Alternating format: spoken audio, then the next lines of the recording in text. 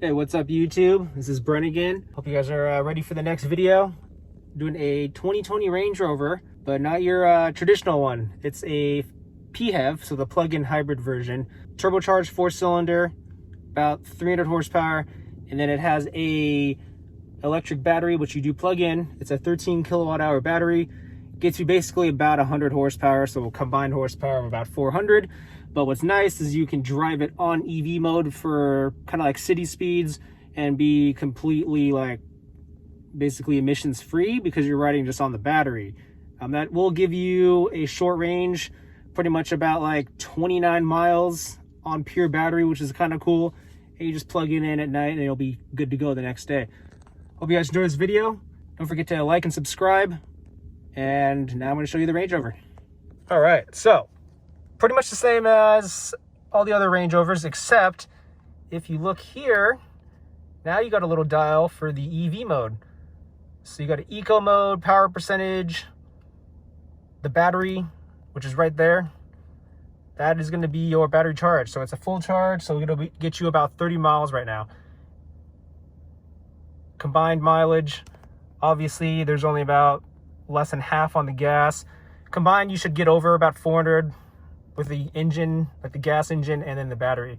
Over 400 miles on a full tank with a charge, which is pretty cool.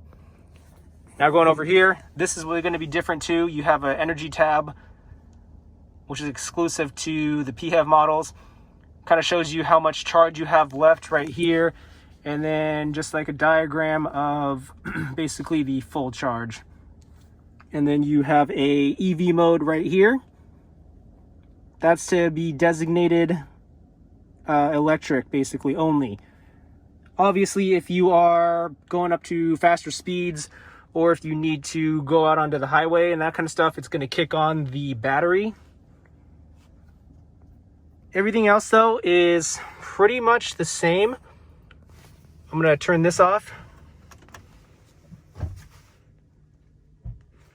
You have this little idle menu right here, battery range 29 miles, 98% charge. Takes about 6 hours, I think, to charge the battery fully on a level 2.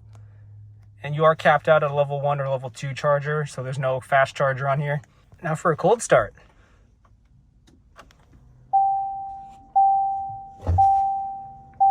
Boom. There's your cold start. Kicks on an EV mode.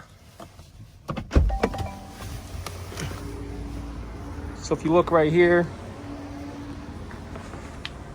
car's on, but there's no need for the emissions or no need to turn on the gas engine right now. Other than that, it's pretty much the same. If you look right here, boom, boom. Now you got a little charger port right there. Little indicators for if you're charging, but that's what the charger port looks like.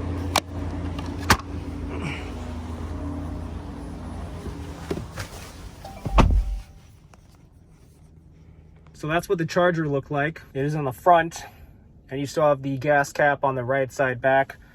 So you do put gas in it, and you do have to charge it. You can let the battery run out if you go past 30 miles on EV, and you'll just be strictly on the combustible 4-cylinder engine. So it's not like if you run out of battery, your car's gonna turn off. You still have the gas engine to resort to if you need to, and then you can charge it back up.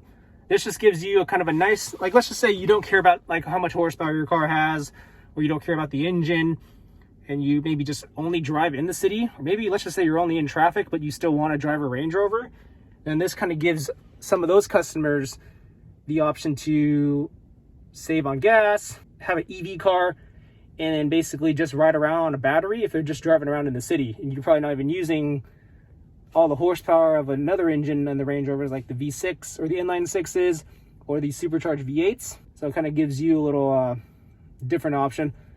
Does take some time to get used to. Obviously, going from a gas engine to a battery car or a hybrid like this one, because obviously it is a different lifestyle. You are plugging it in to charge part of the battery. So some people don't like that. That'll deter some customers away. But if you are, I'm gonna take this off. I'm in a car by myself.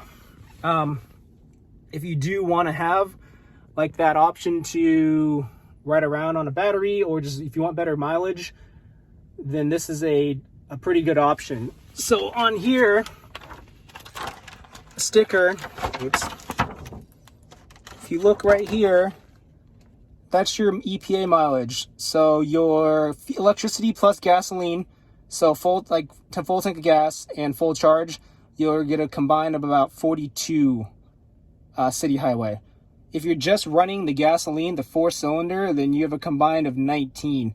Obviously, because if you're driving around with just the gas engine, it's a 4-cylinder, so it's a 300 horsepower engine pushing this full-size Range Rover. So that's not the best in terms of, I guess, power to weight ratio. So that battery pushing over the 100 horsepower is definitely needed if you're going to want to get that good gas mileage on here. Other than that, though, like, you can get all the nice features of a Range Rover and still have like this 4-cylinder in it. It's not like you're restricted to like a cheaper Range Rover or anything.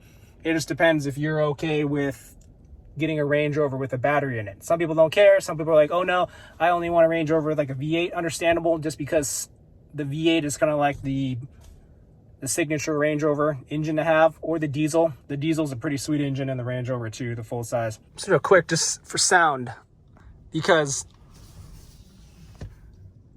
all right, so I'm in battery. This is full EV mode. So I'm driving a Range Rover with full battery. I'm just parking it just because the biggest thing is that it's just so quiet, which is kind of cool. And if you hear that little beeping sound,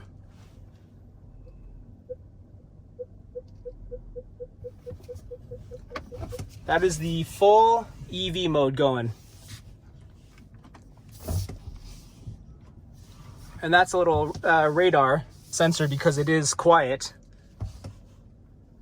There's no exhaust going. So that's the same button or same sound as the I-Pace makes when it's backing up. But there you have it. Full battery or plug-in hybrid battery with a gas engine. Ooh, E63S wagon. That's pretty sweet. Anyways, full battery, 13 kilowatt with a gasoline engine, 4-cylinder that's turbocharged, combined of about 400 horsepower in a Range Rover. Let me know your guys' thoughts. Let me know your guys' thoughts on the plug-in hybrid Range Rover. If you guys think it's a cool car, maybe a kind of a dud. I think it's a cool option alternative, especially for all you people stuck in like the city driving rush hour. I think it'd be a good option to get this car if you're okay with driving a 4-cylinder with a battery. Anyways, hope you guys enjoyed the video. I'm cooking in here. I'm gonna get back inside. I will see you guys on the next video. Don't forget to drop a like and subscribe if you thought my content was good. If not, I'm sorry to hear that. I will see you guys on the next video. Have a great day.